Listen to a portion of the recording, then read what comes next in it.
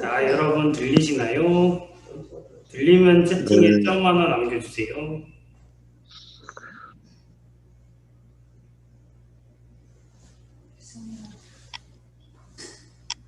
들리면 점 하나 남겨주세요. 네, 그렇군요.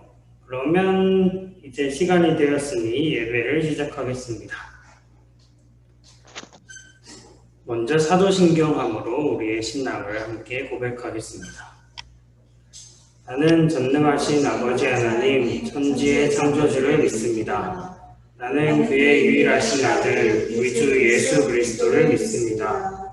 그는 성령으로 잉태되어 동정녀 마리아에게서 나시고 본디오 빌라도에게 고난을 받아 십자가에 못 박혀 죽으시고 장사된 지 사흘 만에 죽은 자 가운데서 다시 살아나셨으며 하늘에 오르시어 전능하신 아버지 하나님 우편에 앉아 계시다가 거기로부터 살아있는 자와 죽은 자를 심판하러 오십니다. 나는 성령을 믿으며 거룩한 공교회와 성도의 교제와 죄를 용서받는 것과 몸의 부활과 영생을 믿습니다. 아멘. 네, 제가 잠시 기도하겠습니다. 사랑하는 주님, 오늘도 동암교회 청소년부의 모든 지체들이 주님 앞에 이렇게 모였습니다.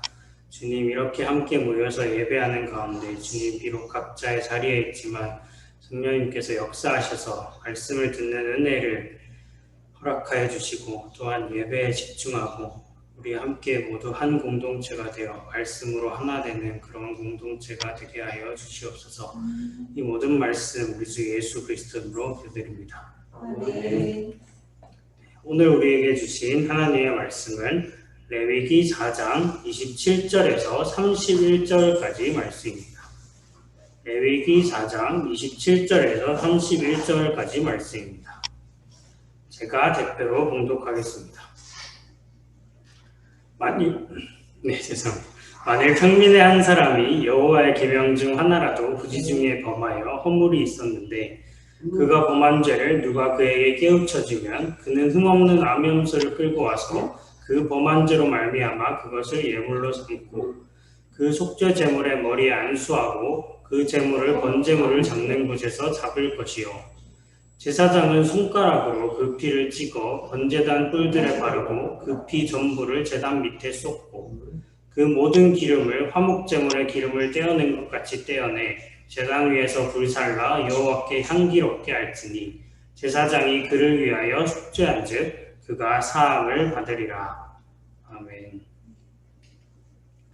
네, 오늘은 레위기 말씀으로 속죄제라는 제목의 말씀을 나누고자 합니다. 네, 그 전에 꼭 해야 할 일이 있는데요. 자, 여러분 오늘이 5월 16일입니다. 그 전날 무슨 날이었을까요? 네, 스승의 날이죠. 네, 그래서 우리 모두 채팅으로 말하면 이렇게 좀 그렇게 되니까 채팅으로 선생님들 감사합니다 라고 한 번씩 다 남겨주시면 고맙겠습니다. 네, 우리 청소년부의 중등부 친구들을 잘 섬겨주고 계시는 우리 소인 선생님도 계시고 우리 청소년부의 기둥이신 부장님도 계시고 고등부를 잘 섬겨주고 계시는 우리 이하람 선생님도 있습니다. 네, 그래서 모두 감사합니다 이렇게 말씀해 주시면 네, 다 좋겠습니다. 네, 다들 잘 말해주고 있네요. 네, 고마워요. 네, 훈훈하고 좋습니다. 네, 오늘 이렇게 비가 추적추적 내리는 날인데요. 비가 오기 전까지만 해도 엄청 더웠어요. 네, 그런데 비가 오면서 좀 누그러지나 했더니 여전히 좀 덥네요. 그래서 여러분 혹시 비가 이렇게 올 때면 모두 감사합니다. 잘 전하고 있네요. 좋네요.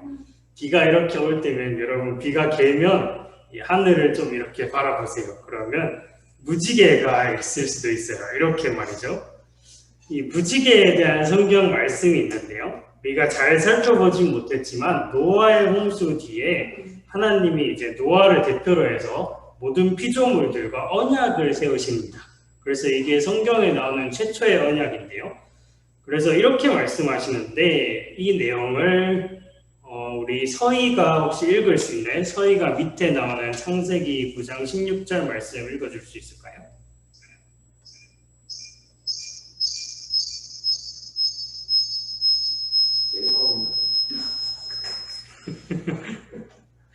네, 그러면 읽었다고 치고 제가 한번 읽을게요. 무지개가 구름 사이에 있으리니 내가 보고 나 하나님과 모든 육체를 가진 땅의 모든 생물들 사이에 영원한 언약을 기억하리라. 네, 여기 잘 보면 이 말하는 분이 지금 하나님이시거든요. 그래서 무지개가 이렇게 나타났을 때 우리가 본다가 아니라 하나님이 보시고 이 노아 홍수 이후로 이 물로 심판하지 않겠다, 뭐 이런 자비를 베푸시겠다라는 그런 것들을 기억하시겠다라고 말씀하고 계세요. 마치 우리가 결혼을 한 다음에 결혼 반지를 맞추고 결혼 반지를 보면서 서로가 맺은 결혼이라는 약속을 기억하는 것과 비슷하죠. 그러니까 우리도 이렇게 무지개가 혹시 나타나면 하나님께서 우리를 이렇게 사랑하시는구나, 이런 걸 좀 생각해 봤으면 좋겠습니다. 네, 지난 시간에는 금송아지 사건을 이렇게 봤는데요. 이스라엘 백성의 반역이었죠. 이 사건 이후에 이스라엘 백성들이 좀 대가를 치르기는 하지만 하나님의 용서를 받게 되고, 그래서 모세가 그 깨어졌던 돌판을 다시 받으러 올라갑니다. 그리고 이제 그 말씀하신 대로 이 사진에서 봤던 성막을 짓기 시작하는데요. 이건 하나님이 거하시는 공간이라는 상징적인 의미가 있어요. 그래서 이 성막을 이스라엘 백성들 가운데 짓는다는 건 하나님께서 이스라엘 백성들과 함께 하신다는 그런 의미가 있는 거죠. 이 출애굽기는 이 성막을 다 짓고 나서 이제 끝나는데요. 그리고 이어지는 책인 레위기가 이렇게 시작합니다. 여호와께서 회막에서 모세를 부르시고 그에게 말씀하여 이르시되. 네, 그래서 이 회막은 저기 사진에 막 천 같은 게 덮여 있는 게 있잖아요. 그 부분이 성막의 중심부인데 거기에 이제 하나님이 이제 주로 계신다라고 이제 상징적으로 이렇게 얘기를 해요. 그래서 거기에서 모세에게 말씀하시는데 뭘 처음에 말씀하시냐면 먼저 여러 가지 제사, 그러니까 오늘 말로 말하면 예배에 대한 규정을 말씀해 주세요. 그래서 5가지 제사가 있는데요. 먼저는 번제, 그 다음에 소제, 그리고 화목제, 그리고 오늘 볼 속죄제, 그리고 마지막으로 속건제 이렇게 있습니다. 네, 책의 시작이 예배 규정, 제사 규정이라니까 읽기 쉽지 않겠죠? 그래서 레위기가 성경 읽기의 최대의 난관 중 하나인데요. 그래서 사실 이 세부적인 제사 규정들을 우리가 막 일일이 다 외울 필요 없어요. 저 같은 애들 외워야겠죠? 네, 여러분은 일일이 외울 필요가 없어요. 그렇지만 이 의미는 한 번쯤 생각해 볼 필요가 있는데, 그래서 그 중 하나인 속죄제를 한번 살펴보려고 합니다. 그래서 이 속죄제라는 말은 이름부터 속죄, 죄를 용서하는 제사다라는 의미가 있는데요. 사실 속죄제만 죄를 용서하는 게 아니라 그 맨 처음에 나오는 번제도 여러 제사에 섞여서 나오는데 죄를 용서하는 그런 기능이 있습니다. 근데 속죄제는 특별히 그래서 주로 자기가 모르는 사이에 지었던 그런 죄를 속죄하는 거에 해당이 되죠. 그런데 이 속죄제를 왜 택했느냐 하면 이 속죄제가 보여주는 특징 때문인데요. 그래서 그 과정들을 한번 보려고 해요. 일단 이 제사를 드리는데 3가지 요소가 있는데, 속죄제를 중심으로 보면 먼저 장소로서 성막이 있습니다. 성막은 하나님이 거하시는 곳이자 예배가 드려지는 곳이죠. 그리고 제사를 이렇게 드리는 제사장이 있고요. 마지막으로 제사 드리는 사람들이 있겠죠. 근데 속죄제에서는 4부류의 사람들이 나와요. 오늘은 그 4번째 부류인 평민에 관한 얘기만 봤는데요. 먼저는 제사장이 예배를 드릴 때도 있고, 그 다음은 회중, 정확히는 뭐 각 지파의 대표들이라고 해요. 혹은 뭐 족장, 지도자들이 있고, 마지막으로 평민들, 이렇게 4부류가 있습니다. 그래서 속죄제의 시작을 어떻게 하느냐 보면 짐승이나 곡식 같은 걸 드리는 사람이 가져옵니다. 그런데 잘 보면 드리는 사람에 따라 가져오는 제물의 종류가 달라요. 그래서 어떤 짐승을 가져오면 이 제사장이 그 짐승의 머리에 손을 얹어서 안수를 한다고 합니다. 그래서 짐승의 종류를 보면 제사장이나 회중, 그러니까 지파의 대표들의 경우에는 수송아지를 가져와요. 그리고 그 다음에 족장의 경우에는 수렴소를 가져오고, 평민들은 암염소, 암컷, 어린 양, 비둘기, 그리고 곡식들 이런 것들을 가져올 수 있어요. 근데 이걸 자세히 보면 왼쪽으로 갈수록, 그래프에 여러분이 보기에도 왼쪽인지 모르겠는데 왼쪽으로 갈수록 더 귀한 짐승이라는 특징이 있습니다. 그래서 제사장이나 회중 같은 좀 더 그 책임이 막중한 사람일수록 더 귀한 짐승을 드려야 된다라는 걸 볼 수 있죠. 그리고 두 번째 가정을 보면 짐승을 죽이는데 어디서 죽이냐면 그 동그라미 쳐져 있는 번제단이라는 곳에서 이제 짐승을 정확히는 도사를 해요. 그래서 도축하는 건데 제사장이 그게 이제 여호와 앞이라고 해서 회막이 하나님이 거하시는 곳으로 상징이 되니까 그 앞에 있는 번제단에서 이제 짐승을 잡습니다. 그러면 여기서 이제 도드러지는 효과가 있는데 이 회막 주변에 이스라엘 백성들이 다 보고 있으니까 그 도축 장면을 이스라엘 백성들이 다 보는 거예요. 그래서 그게 좀 상상하기 어렵긴 한데 어쨌든 이 도사라는 걸 이제 하고 있으면 안 보고 싶더라도 이렇게 다 보게 되겠죠. 그 다음에 도사를 마치고 나면 그 피가 이렇게 나오는 걸 이제 처리를 하게 되는데요. 처리를 하는 과정이 두 가지로 나뉘어요. 그래서 누가 제사를 드느냐에 따라 다른데 제사장이나 회중의 경우에는 먼저 그 이제 도축한 다음에 그 피를 일부를 이렇게 받습니다. 그래서 피를 이렇게 받아서 그걸 이 회막 안으로 가지고 들어가요. 그래서 저기 동그라미 쳐진 부분에 보면 휘장이라고 되어 있는 게 있는데 그게 지성소와 성소를 나누는 휘장이거든요. 그래서 커튼 같은 게 쳐져 있다라고 생각하면 돼요. 거기에다가 먼저 일부를 이렇게 뿌립니다. 7번 정도 뿌리고요. 그리고 남은 것들 중에 또 일부를 분향단 그 앞에 있는 그 제단 같은 조그만 제단 같은 것에 뿔에다가 이렇게 또 발라요. 그 다음에 그 남은 것들을 다시 가지고 나와서 번제단 밑에다가 이렇게 부어버린다라고 해요. 그러면 여기 피를 처리하는 과정이 다른 사람들은 어떻게 하느냐? 족장들과 평민의 경우에는 번제단에 뿔에 이렇게 바르고 나머지를 이렇게 번제단 밑에 다 부어버려요.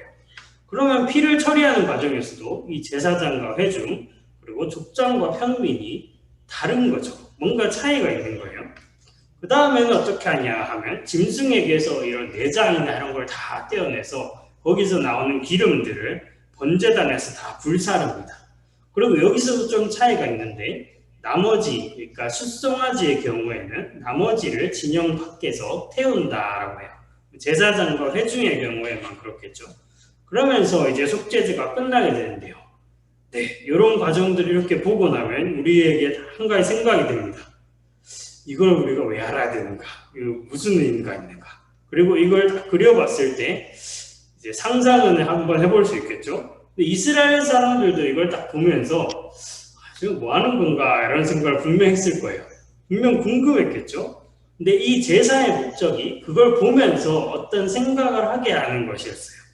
그래서 그 특징들을 한번 살펴보는 게 좋을 것 같은데요. 여기 표에 보면 드리는 사람에 따라서 차등이 있었어요. 뭐의 차등이 있었냐면 제물을 드리는 종류가 달랐고 그 다음에 피를 뿌리는 장소가 달랐어요. 그래서 제사장이나 회중의 경우에는 가장 귀한 숫송아지를 드렸고 그 아래로 갈수록 오른쪽으로 갈수록 점점 짐승의 가치가 떨어졌죠. 그리고 피를 뿌리는 장소를 보면 이 지성소의 그 언약궤가 이렇게 위치해 있는데 거기에 하나님께서 주로 이 모세와 그 이스라엘 백성들을 만난다라고 이제 성경에서 말하거든요. 그래서 그 중심에 있는 지성소에 가까울수록 더 거룩한 공간이에요. 그러면 회막 쪽에 피를 더 뿌린다라는 건 좀 더 중요하고 좀 더 거룩함이 강조되는 그런 사람들이기 때문에 그런 것이죠. 그래서 제사장이나 회중이 회막에 피를 뿌리고 나머지는 번제단에서 다 처리를 한다면 좀 더 무게감이 제사장과 회중들에게 있는 것이죠. 그런데 속죄제의 목적이 뭐였냐 하면 죄를 용서하는 것이었어요. 그러면 죄를 용서하기 위해서 치러야 하는 대가나 어떤 것들이 더 크다면 그 사람의 죄가 더 크다는 이야기를 이제 우리가 이제 그런 생각을 할 수 있죠. 그래서 드리는 사람에 따라서 차등이 있다. 이건 그 죄가 더 크고 더 큰 사람일수록, 더 중요한 사람일수록 책임이 막중하다라는 그런 얘기가 됩니다. 그래서 더 큰 사람이 더 높은 사람이 아니라 더욱더 섬겨야 하는 사람이고, 죄를 지을수록 더 많은 대가를 치러야 하는 사람이다라는 걸 여기서 알 수 있죠. 그 다음에 두 번째인데요, 피를 뿌리는 의미입니다.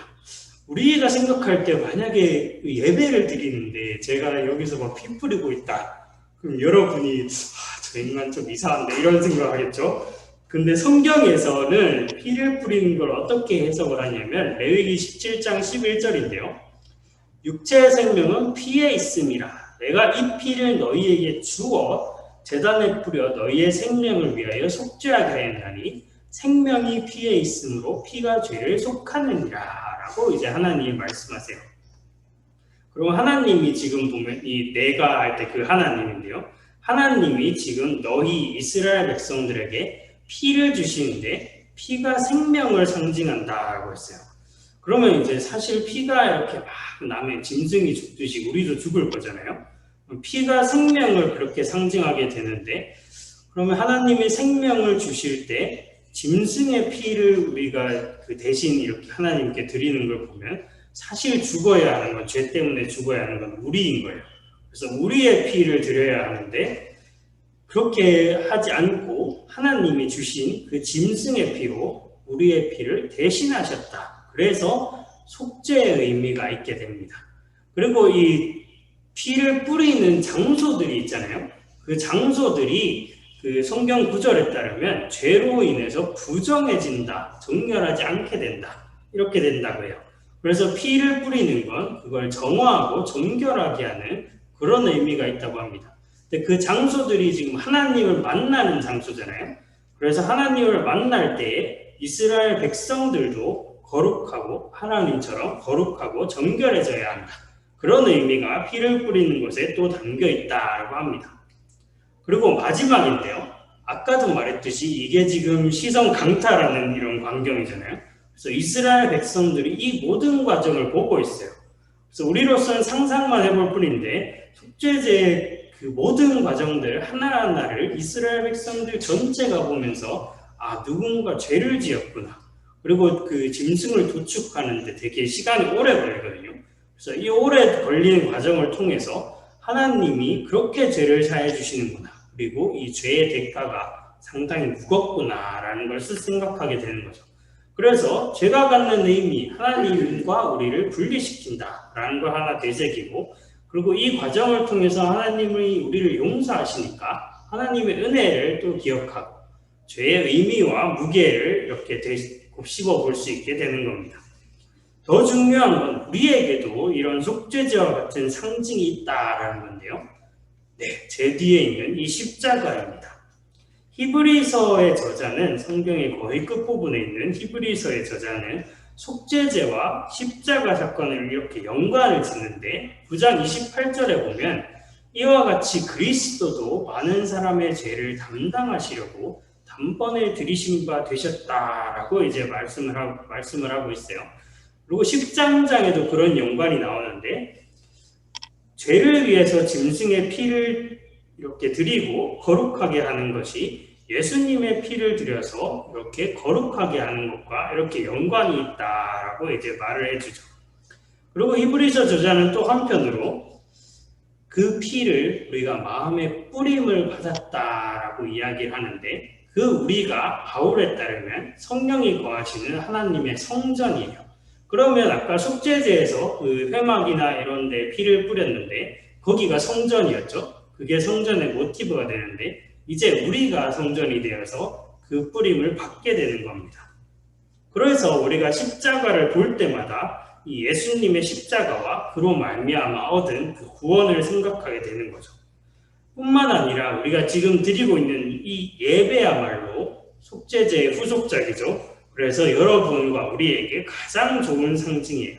그래서 사실 여러분은 속죄제처럼 예배를 좀 수동적으로 보고 있는 게 아니라 사실 참여하고 있어요. 그래서 아까 우리 아까 전만 해도 사도신경을 함께 읽었고, 또 좀 있다가 주기도문을 함께 읽을 것이고, 그리고 여러분이 가끔 이렇게 성경 말씀을 우리 선생님들이나 여러분이 성경 말씀을 읽기도 하고, 그리고 우리가 만약에 모여서 했다면 그 참여가 더 많이 실감이 나겠죠. 그래서 이 예배를 참여하고 보는 모든 과정들이 하나님의 은혜와 예수님의 사랑을 기억하게 한다라는 그런 의미가 있습니다. 그리고 이 예배를 통해서 이전에 일어났던 십자가 사건이 이제 우리에게, 지금 여기 있는 우리에게 현재화되게 되는데요. 그래서 히브리서 10장 19절 이하를 보면 이렇게 말합니다. 그러므로 형제들아, 우리가 예수의 피를 힘입어 성소에 들어갈 담력을 얻었나니 우리가 참 마음과 온전한 믿음으로 하나님께 나아가자.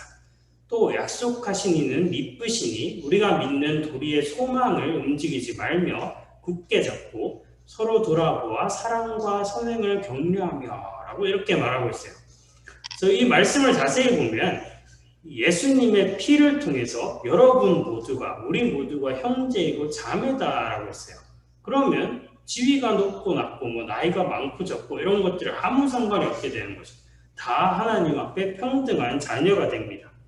그리고 이 예배를 드리면서 이 사건을 기억할 때 우리가 하나님이 어떤 분인지를 보면서 믿음을 먼저 새롭게 하고, 그 다음에 사랑을 또 생각하고 우리의 소망을 생각하게 됩니다. 그래서 믿음과 소망과 사랑이 이 구절에 모두 나오고 있죠. 그래서 지금 우리가 드리는 예배는 특별히 우리 십자가 사건을 통해서 가장 잘 드러났던 하나님께서 우리에게 하신 일과 하실 일들, 그런 것들을 생각하면서 믿음과 소망과 사랑을 갖고 살아가게 한다라는 의미가 있어요. 그래서 이스라엘 백성들이 속죄제를 통해서 죄로부터 자유해져서 새롭게 되었듯이 우리는 예수님을 통해서 죄로부터 자유해졌고 새로운 피조물이 되었으며, 우리 예배는 그걸 기억하고 이제 새 힘을 얻어서 하나님의 백성으로 살아가게 하는 원동력이 된다라고 할 수 있습니다. 그러니까 오늘 지금 여기 하나님 앞에 모여있는 우리 동함의 모든 지체들이 우리를 위해 속죄 제물이 되신 우리 예수님의 십자가의 사랑과 은혜를 기억하면서 이번 한 주도 믿음과 소망과 사랑으로 살아가길 소망합니다. 하나님께서 우리 모두에게 그런 은혜를 허락하실 줄 믿습니다. 함께 기도하겠습니다. 사랑하는 주님, 오늘 속죄제를 가르쳐 주신 말씀을 통해서 속죄제의 의미와 그리고 우리에게 주어진 그 십자가가 갖는 의미를 다시 한번 되새겨봅니다. 이스라엘 백성들이 속죄제를 보면서 우리에게 일어난 구원과 죄의 무게를 느꼈듯이 주님, 우리도 십자가를 보면서 우리의 죄와 그리고 그것보다 더 큰 하나님의 은혜를 기억하고 또한 그것으로 힘을 얻어서 새로운 삶을 언제든지 살아갈 수 있게 도와주시옵소서. 이 모든 말씀 우리 주 예수 그리스도 이름으로 기도드립니다. 아멘. 네, 오늘은 예배 후에 공과가 잠시 있을 예정인데 그 전에 잠시 축복하는 시간을 가지려고 합니다. 우리 이 청소년부의 지체들을 위해서 우리 선생님들과 우리 모두가 서로를 위해서 기도하면 좋을 것 같은데요. 지금 이 화면에 나오는 기도문이 길을 떠나는 자를 위한 기도문이라는 것인데, 민수기에 있는 축도문이 있거든요. 여호와께서 너에게 복을 주시기 원하며 그런 구절들이 있어요. 그래서 그런 구절들을 번용해서 만든 이 기도문입니다. 그래서 오늘은 특별히 우리 중에 한 명의 지체인 우리 성신여고 고등학교 3학년 손유나 양을 위해서 우리가 함께 기도했으면 좋겠는데요. 우리가 다 같이 이제 각자의 자리에서 말을 하되, 우리 특별히 오늘은 우리 김소임 선생님께서 유나를 위해서 대표로 이 기도문을 한번 낭독해 주시도록 하겠습니다.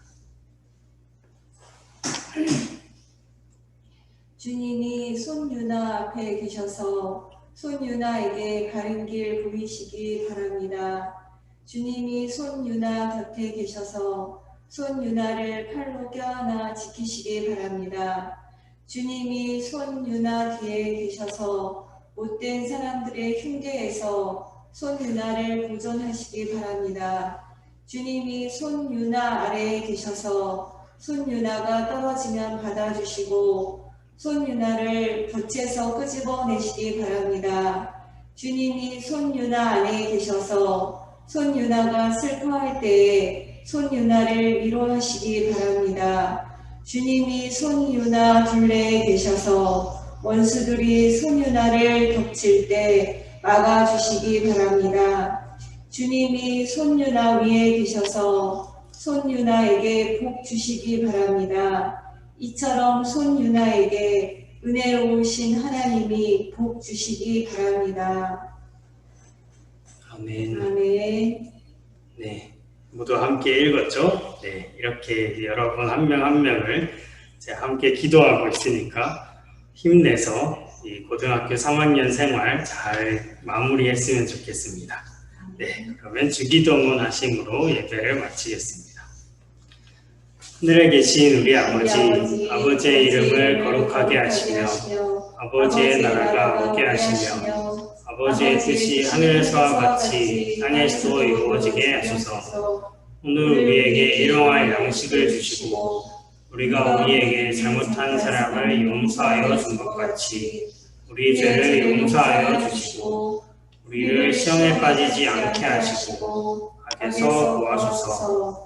나라와 권능과 영광이 영원히 아버지의 것입니다. 아멘. 네, 그러면 오늘 나눈 말씀들을 가지고 잠시 공과를 진행하고 예를 마치도록 하겠습니다. 이게 엄청 작군요. 네, 이 정도는 되어봐야겠네요. 네, 오늘 나눈 말씀입니다. 레위기 말씀으로 속죄제라는 그 제목의 말씀을 나눴는데요. 아까 보았던 그 표예요. 그래서 이 표를 잘 보면 1번에 보면 위의 표는 속죄제를 드리는 사람에 따라서 제물의 종류가 피 뿌리는 장소가 다름을 보여줍니다 라고 하고 있어요. 정말로 왼쪽으로 갈수록 뭐가 다르죠. 그래서 속죄제가 죄를 용서하는 제사이다 라는 걸 생각해 볼 때 위의 차이가 어떤 걸 암시할까요? 그리고 어떤 의미가 있을까요? 그래서 이런 것들을 이제 보기 위해서 성경 구절을 몇 가지 가져왔는데요. 2개입니다. 네, 그래서 우리 오늘 축복받은 유나가 마태복음 20장 26절 말씀과 베드로전서 2장 9절 말씀을 한번 읽어줄래요? 너희 중에는 그렇지 않아야 하나니 너희 중에 누구든지 크고자 하는 자는 너희를 섬기는 자가 되고 그러나 너희는 택하신 족속이요 왕 같은 제사장들이요. 네, 고마워요. 그래서 먼저 첫 번째 말씀을 적용해 보면 큰 사람일수록 섬기는 자가 되어야 한다. 그래서 그 제물이나 피를 뿌리는 것들이 중요한 직책을 맡은 사람일수록 더 많은 대가를 치러야 했잖아요. 그런 것처럼 큰 사람들일수록 더 많이 섬기고 더 자기의 책임을 많이 느껴야 한다라고 할 수 있어요. 그래서 여러분이 또한 뭐 이렇게 사회에서 성공하는 그런 것들만을 말하는 게 아니라 여러분 거꾸로 말하면 여러분이 섬기는 자가 됐을 때 큰 자가 된다라고 이렇게 하나님 나라에서는 그렇다라고 이제 볼 수 있습니다. 그리고 또한 그 베드로전서 말씀에서는 여러분이야말로 택하신 족속이요 그 뒤에 보면 제사장이라고 말하고 있죠. 그래서 여러분이야말로 지금 이 세상 가운데에서 하나님의 뜻을 보여주면서 막중한 책임을 감당하면서 막중하지만 귀한 책임을 감당하면서 하나님을 섬기는 그런 일을 하고 있다라고 할 수 있습니다. 그래서 이 말씀을 통해서 그런 점들을 기억했으면 좋겠고, 그리고 두 번째, 아까 보았듯이 히브리서 말씀을 많이 봤는데요. 히브리서 말씀에 따르면 예수님께서 십자가를 지셨던 것이 모든 사람을 위한 속죄제였다라고 이렇게 해석을 했어요.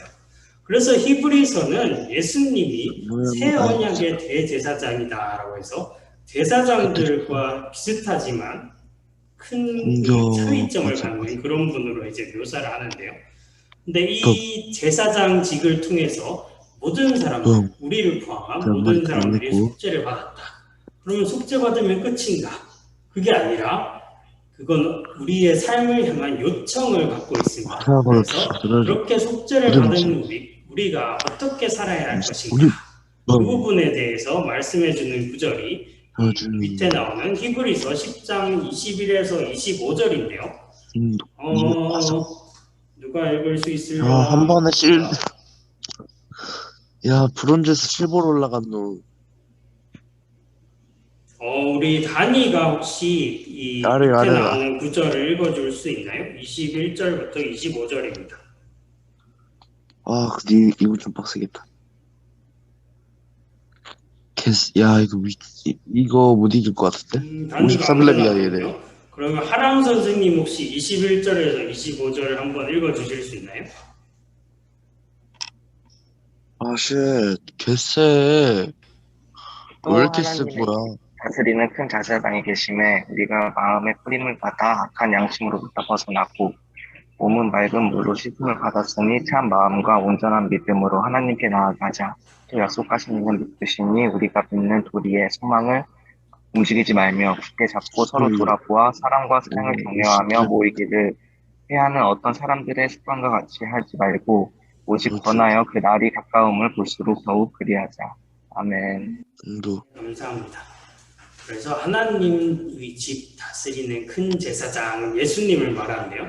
예수님은 십자가로 속죄제를 드리신 후에도 그 하늘 위에서도 계속 우리를 위해서 기도하고 중보하고 계시다라고 합니다. 그래서 우리가 그걸 의지해서 우리가 어떤 나쁜 생각이나 나쁜 양심 그런 것들이 들 때 그것에서 벗어날 수 있게 해주시고 또한 우리가 새로운 마음 그리고 믿음과 소망과 사랑으로 이 세상을 살아낼 수 있게 도와주시고 계십니다. 그래서 그 도우심을 의지하고 하나님을 믿으면서 우리 이번 한 주도 잘 살아냈으면 좋겠습니다.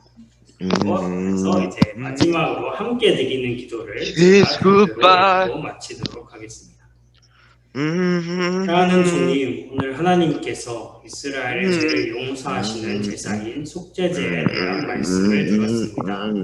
또한 우리 역시 예수님의 십자가를 통해 죄를 용서받고 새로운 삶을 살게 되었음을 고백합니다. 그 은혜로 하나님의 백성이 된 우리가 오히려 섬기는 사람이 되고 믿음과 소망과 사랑으로 살아가는 하나님의 자녀가 될 수 있게 인도해 주세요.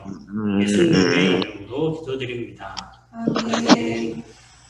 네, 모두 수고하셨고 다음 주에 또 뵙도록 하겠습니다. 비가 오는데 오늘 하루 조심하시고 한 주 평안히 잘 보내고 다음 주에 또 만나요. 안녕. 안녕.